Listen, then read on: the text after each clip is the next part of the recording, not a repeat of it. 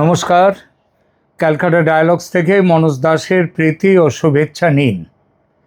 মাঝখানে push in push back নিয়ে খুব হইচই শুরু হয়েছিল।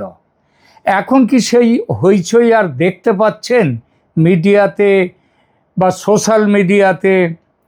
এটা যে ভারতের মিডিয়া শুধু নয়, বাংলাদেশের মিডিয়া বা সে দেশের বিজিবি যেভাবে ঢুকতে দেব না বলে চিৎকার জুড়ে দিয়েছিল, যেভাবে গ্রামবাসীদের নিয়ে পাহারা দেওয়ার ব্যবস্থা শুরু করেছিল, হঠাৎই যেন সেসব ব্যাপারে খবর একেবারে বন্ধ। এর দুটো মানে হয়, এক পুশব্যাক বন্ধ, অথবা পুশব্যাক হচ্ছে কিন্তু বাংলাদেশের বিজিবি মেনে নিয়েছে ব্যাপারটা, বাধা দিচ্ছে না, হল্লা করছে না, তাই মিডিয়াতে খবর নেই। এটা হতে পারে। এই দুয়ের মধ্যে সত্যি কোনটা? প্রশ্নটা আমার মতো অনেকের মনেই এসেছে। এই অনেকের মধ্যে আছেন স্বয়ং পশ্চিমবঙ্গের মুখ্যমন্ত্রী শুভেন্দু অধিকারীও। কি বলেছেন তিনি, শুনে নিন আগে। सीधा उठाओ, बीएसएफ का हाथ में दे दो, पूरा भगाओ, जाओ। रूट तो उनका पता ही है, कहां से आया है, कहां से निकलना है। दे नोच, एंट्री किया है, एग्जिट भी कर लो आराम से। 12 होल्डिंग स्टेशन लगा दिया, 10,000 को ऑफिशियली निकल दिया, नॉन ऑफिशियली कितना लोग निकल गया मुझे पता नहीं है। टीवी में आता था हाकिमपुर से निकल रहा है, जा रहा है, बोल रहा है 3 बार ভোট দিয়েছি, লক্ষ্মীর ভান্ডার পাচ্ছি। এই সরকার আমাদের রাখতে দেবে না বলছে, তাই পালিয়ে যাচ্ছে। আরে সরকার রাখতে পারে না, অভারতীয়কে কেন রাখবো? We are true patriotic people, রাষ্ট্রবাদী পিপল। राष्ट्र सर्वोपरि, अंदर आकर लाभ जिहाद, लैंड जिहाद, धर्म जिहाद, वोट जिहाद, बेटी बहन को उठा के ले जा रहा है, ये सब नहीं चलेगा। हमरा धर्म प्रतिष्ठान के अंदर माइक बजेगा सबका, सब धर्म में, क्यों बाहर माइक रहेगा? उतारने का काम किया। साउंड पॉल्यूशन नो, जो करना है आपका अपना एरिया में करो। শুনলেন কি বলেছেন শুভেন্দু অধিকারী? উনি বলেছেন, ভাই যেখান থেকে এসেছো সেখানে ফিরে যাও, ঠিক আছে? রাস্তা তো আপনারা সবাই জানেন, যে রাস্তায় এসেছেন চলে যান। এখানে আসো, উল্টোপাল্টা কাজ করো, এটা করো সেটা করো, 3 বার তোমরা ভোট দিয়েছো, লক্ষ্মীর ভাণ্ডার পেয়েছো, আমার কিচ্ছু যায় আসে না ভাই, এবার তোমরা চলে যাও আমাদের দেশ থেকে। এটা একেবারে পরিষ্কারভাবে তিনি বলছেন। এবার আপনি 2-3টি জিনিস দেখুন। শুভেন্দু অধিকারী নিজে কি বলেছেন, 10,000 মানুষ তারা অফিসিয়ালি চলে গেছে। তাহলে আনঅফিসিয়ালি কত মানুষ গেছে? এই প্রশ্নটা তো মনের মধ্যে আসতেই পারে। নাকি এতদিন ধরে, এই 2 মাস 2.5 মাস ধরে 10,000 মানুষ চলে গেছে? এইটাই আপনাদের মাথায়। আচ্ছা, আপনি 2-3টি জিনিস দেখুন। প্রথমে জমি দেওয়ার যে কার্যক্রম, সেটা একদম পুরোদমে চলছে, ঠিক আছে? 1100 একর জমি অলরেডি দেয়া হয়ে গেছে বিএসএফকে কাঁটাতারের বেড়া দেওয়ার জন্যে। তার উপরেও বাকি জমি টমি দিয়ে দিচ্ছে সরকার, সেসব কাজও বেশ একেবারে যাকে বলে পুরো উদ্যমে চলছে, পুরোদমে। মোট 1173 কিলোমিটারের যে কাঁটাতারের বেড়ার এলাকা, তার মধ্যে বেশ কিছুটা জায়গা নদী ইত্যাদি রয়েছে, সেখানে কাঁটাতারের বেড়া দেওয়া যাবে না। আর যেটা বাকি আছে সেই জমিটাও যা যতটা দরকার সেটাও প্রায় পুরোটা দেওয়ার কাজ সমাপ্ত হওয়ার মুখে। অনেক রিপোর্ট এখন মাঠ পর্যায় থেকে চলে আসছে যে ওই যে যেমন যারা চলে যাওয়ার পুশব্যাক, সে ব্যাপারেও যেমন কোনো বিরোধিতার খবর আসছে না এই মুহূর্তে, তেমনি সীমান্তে কাঁটাতারের বেড়া দেয়া নিয়েও যে বিরোধিতা প্রথমে চলছিল, সেটাও আর এই মুহূর্তে দেখা যাচ্ছে না। ওই যে মাঝখানে একদিন বেশ কয়েকশো কিলোমিটারের সেই কাঁটাতারের বেড়া রাতারাতি সব কেটে ফেলে দিয়েছিল। তারপর থেকে ভারত সরকার পরিষ্কার করে বলে দিয়েছে, এবার কাঁটাতারের বেড়া কাটতে এলে আর ফিরে যেতে পারবে না, কারণ একেবারে ভারতের বিএসএফ একদম তাদের চূড়ান্ত ব্যবস্থা করবে, এইটা বলেছে। তার মানে সমস্ত দিকেই যুদ্ধকালীন গতিতে কাজ চলছে। তো সব দিকে যখন যুদ্ধকালীন গতিতে কাজ চলছে, তখন এই পুশব্যাক অবৈধ অনুপ্রবেশকারীদের, মানে অবৈধ প্রবেশ করলে তখনই হয় অনুপ্রবেশকারী, আমরা অনেকেই বলি অবৈধ অনুপ্রবেশকারী, এটা কথাটা ঠিক নয়। হয় অনুপ্রবেশকারী বলতে হবে, না অবৈধ প্রবেশ যারা করেছে তার বলতে হবে। তো এখানটায় মাত্র এ পর্যন্ত শুভেন্দু অধিকারী পশ্চিমবঙ্গের মুখ্যমন্ত্রীর যে ভাষণটা শোনালাম, সেটা মাত্র এই 2-3 দিন আগে। এখানে তিনি বলেছেন আমরা অফিসিয়ালি 10,000 মানুষ পাঠিয়ে দিয়েছি, আনঅফিসিয়ালি কত সেটা আমাদের জানা নেই। মুখ্যমন্ত্রীও জানেন না সেই খবর, আর সাধারণ মানুষ তো ছেড়ে দিন। তাহলে বোঝা গেল 10,000 নিশ্চিতভাবে অফিসিয়াল এইটা গেছে, কিন্তু এ তো সমুদ্রে মাত্র 1 বালতি জলের থেকেও কম। এটা যদি সর্বমোট সংখ্যা হয় তাহলে তো দশকের পর দশক চলে যাবে, কিংবা শতকের পর শতক, এত বছর চলে যাবে, অনুপ্রবেশ সমস্যা বেঁচে থাকবে। আমি নিশ্চিত এই অফিসিয়াল সংখ্যার বাইরে আরও বড় সংখ্যা আছে, সেটা অনেক বড় গল্প। এটা ওই 10,000-এর গল্প নয়। কারণ দেখুন, যখন অফিসিয়াল ডিপোর্টেশনের যে সংখ্যাটা থাকে, তার বাইরে যখন আপনি যাবেন, তখনই কোথাও না কোথাও আসল সত্যটা বেরিয়ে আসবে, কত মানুষ গেছে, চলে গেছে, ফেরত গেছে। কারণ দেখুন, সীমান্তে একটা যে কর্মকাণ্ড চলছে তার একটা স্থানীয় রিপোর্ট থাকে, সোশ্যাল মিডিয়ার ভিডিও ফুটেজ থাকে, হোল্ডিং সেন্টারের সম্প্রসারণ হচ্ছে, এবং যে লাইন দেওয়ার ফেরত যাওয়ার লাইন সেগুলো পড়ছে যেখানটায় ডিপোর্টেশন সেন্টার যেগুলো, সেই জায়গাগুলো দিয়ে। তো অনেক কিছুই চলছে সীমান্তে, তোলপাড় হচ্ছে, কিন্তু খবর আসছে না, কত মানুষ গেছে সে খবরটা আসছে না। একটা স্পষ্ট জিনিস দেখা যাচ্ছে ভাই, যে সংখ্যাটা কিন্তু লক্ষণীয়ভাবে অনেক অনেক বড় হতে পারে। আমি এটা বলছি না যে 10,000 নয়, ওটা 10 লাখ কি 20 লাখ, এটা বলছি না, সেটা পরে আমরা একটা আলোচনার মধ্যে দিয়ে সেই জায়গাটাতে আমরা পৌঁছব। আচ্ছা, কেন দিতে পারছে না খবরটা? কারণ আমাদের এই বিশাল একটা সীমান্ত, স্থল সীমান্ত, এই সীমান্তে কোন জায়গা দিয়ে, এবং ভারতের সরকার থেকে, পশ্চিমবঙ্গ সরকার থেকে বিএসএফের উপরে স্পষ্ট নির্দেশ দেওয়া হয়েছে যে ফেরত পাঠাও, পুশব্যাক করো। এই পুশব্যাক আগেই বলেছি, প্রথম দিকে বাংলাদেশ বিজিবি তারা এটা পুশব্যাক করতে দিচ্ছিল না, আজকাল একেবারে চুপচাপ। ভারত চুপচাপ নেই। এখান থেকে প্রতিদিন আমাদের কাছে যে খবর আসছে, প্রতিদিন মানুষ চলে যাচ্ছে, সেই খবর 2-3টে পদ্ধতিতে এই চলে যাওয়াটা হচ্ছে। একটা তো ভাই পুশিনের কথা বলেছি, ঠেলে পাঠিয়ে দাও। বিএসএফ রাতের বেলায় কিংবা অনেক সময় দিনের বেলায় অনেক দিকে, যেখানে নদী এলাকা, নৌকায় তুলে দিচ্ছে, দিয়ে গিয়ে ওপারে গিয়ে ছেড়ে দিচ্ছে, যাও যেখানে পারো চলে যাও, এপারে নজর দিচ্ছে, এপারে যাতে না আসতে পারে।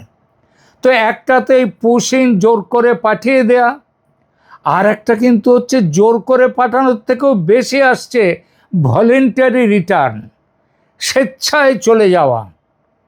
কলকাতায় সল্টলেকের পাশে নিউ টাউনের বেশ কিছু জায়গায় যে বাংলাদেশিদের যে বস্তি ছিল, সে বস্তি খালি, সেসব জায়গা আবার অনেক জায়গাতেই সেই সব বাড়িগুলো, ছোট ছোট যেসবগুলো ঝুপড়ি টাইপের বাড়ি, সেগুলো ভেঙে পর্যন্ত দিয়েছে বুলডোজার। তো এই স্বেচ্ছায় ফেরত যাচ্ছে একটা বড় অংশের মানুষ, যে চলো ভাই আর এখানে থাকা যাবে না, এখান থেকে যেতে হবে। সেই স্বেচ্ছায় ফিরে যাওয়ার কিন্তু একটা বড় প্রক্রিয়া চলছে।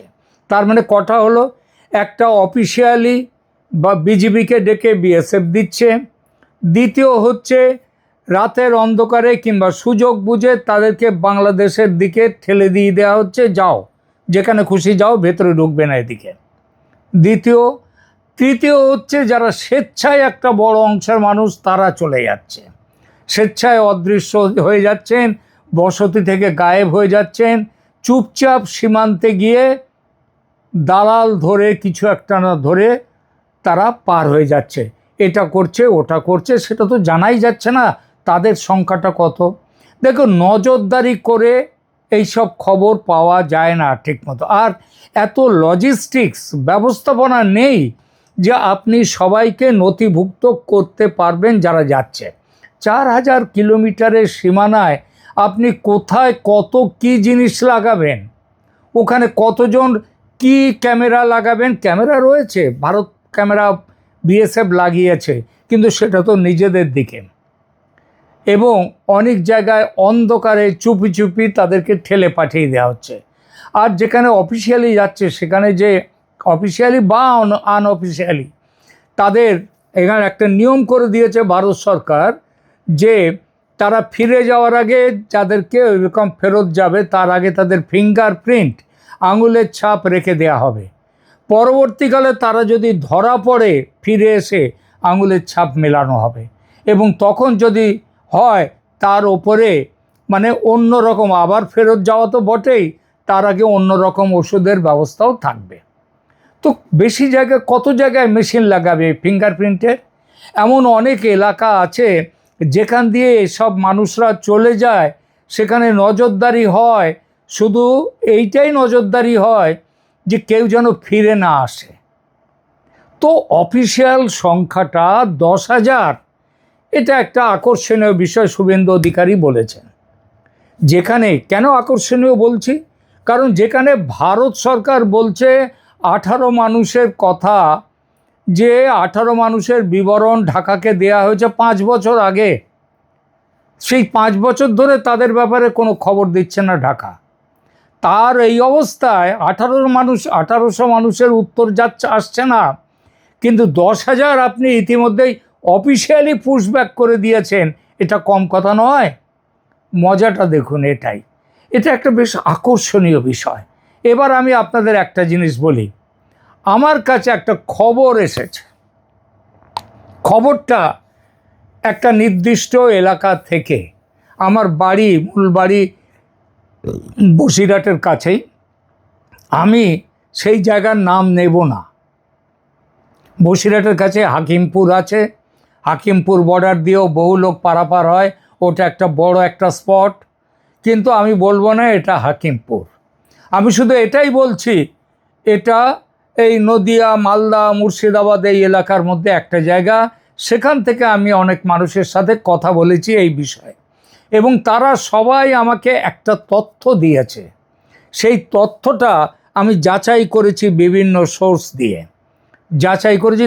তারা একটা শর্ত দিয়েছে যে আমরা আপনাকে খবর দেব, কিন্তু আমাদের নাম কিন্তু আপনি নিতে পারবেন না কোথাও।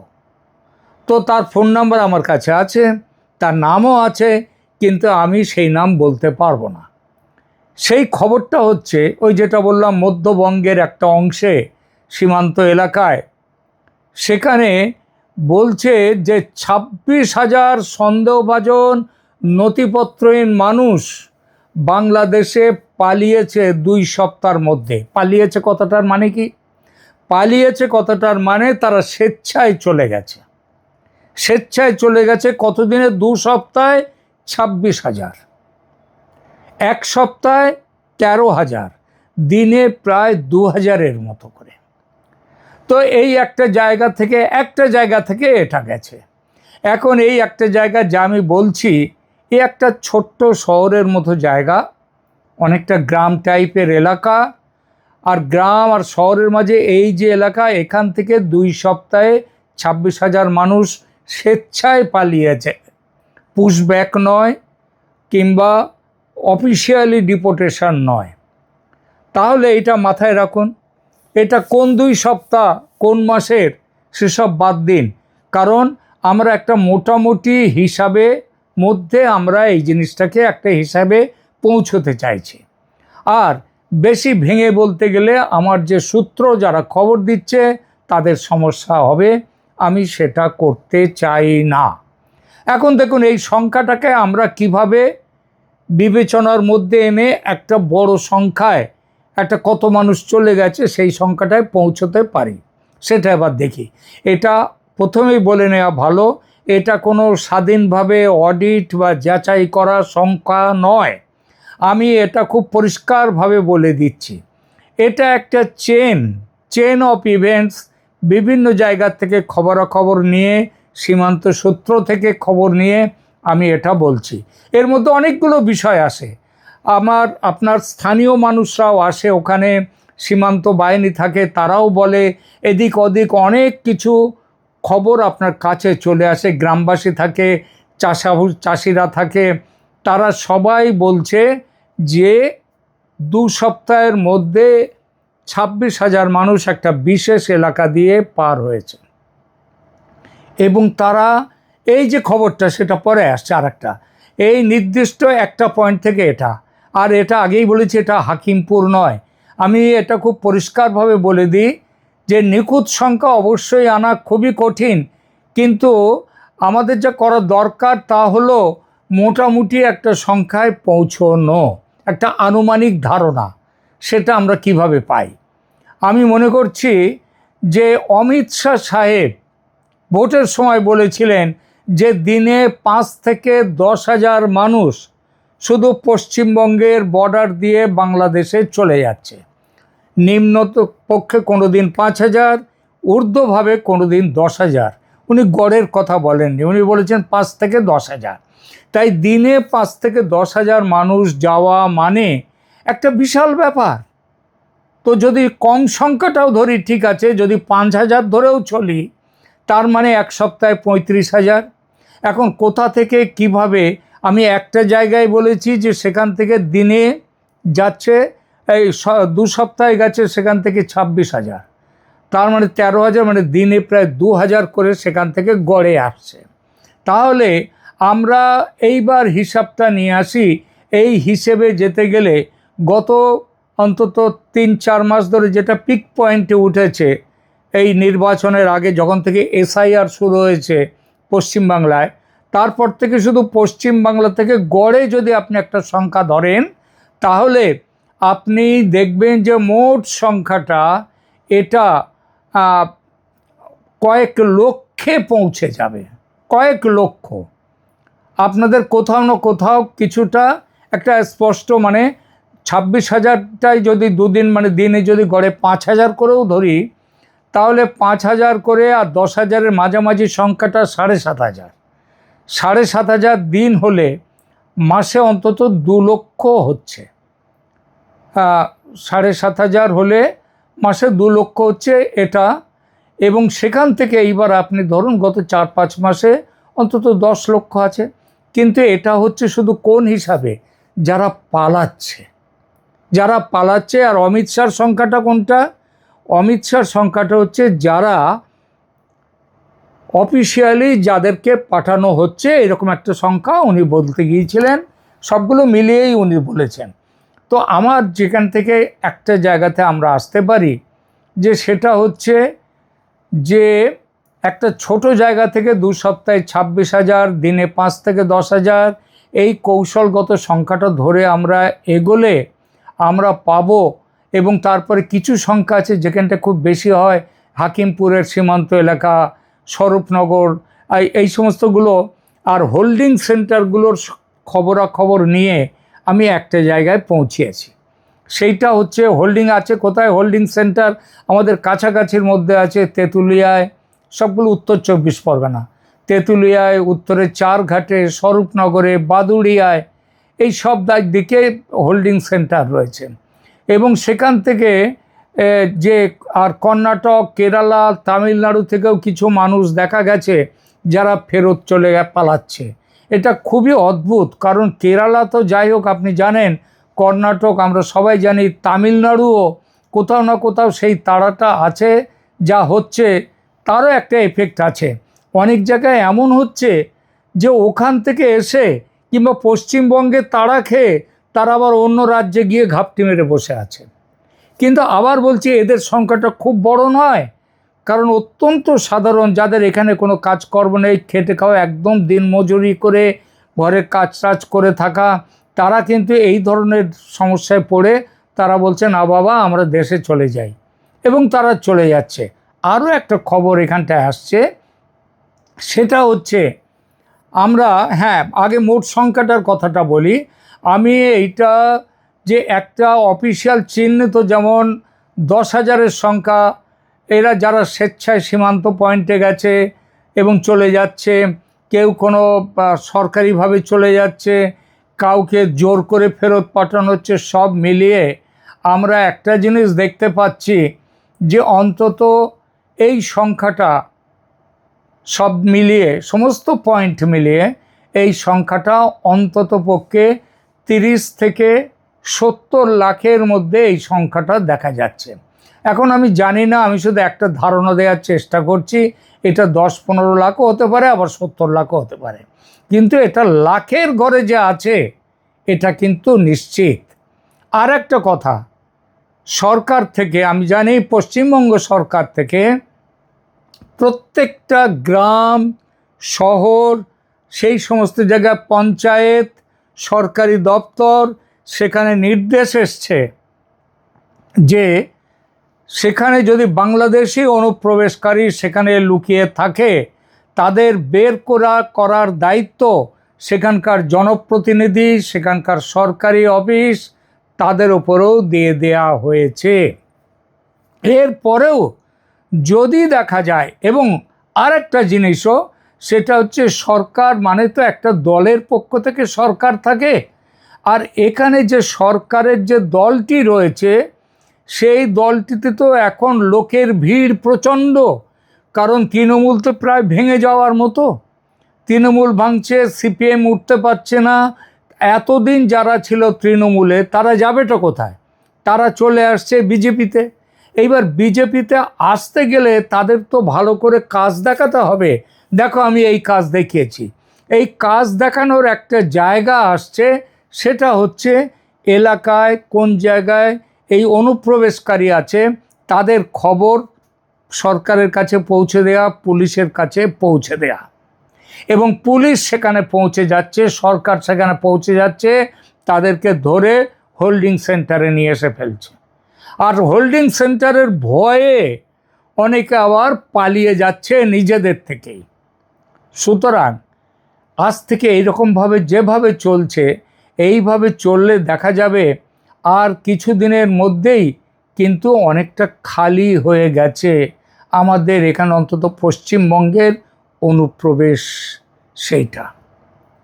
এবং একটা জিনিস শুভেন্দু অধিকারী যেটা বলেছেন, যে আপনারা এখানে এসছেন, যতদিন ছিলেন অনেক সুযোগ সুবিধা নিয়েছেন, কিন্তু এখনকার সরকার আর এটা মানবে না, এবং এটা স্পষ্টভাবে সব জায়গায় বলে দেওয়া হয়েছে।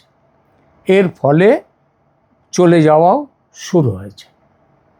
এবং আবার বললাম, এই সংখ্যাটা অন্তত যদি 30 থেকে 70 লাখের মধ্যে থাকে, সেটাও অসম্ভব কিছু নয়। এখনকার মতো এখানেই রাখছি। আপনাদের কেমন লাগলো ভিডিওটি? লাইক করুন, সাবস্ক্রাইব করুন, শেয়ার করুন। ধন্যবাদ।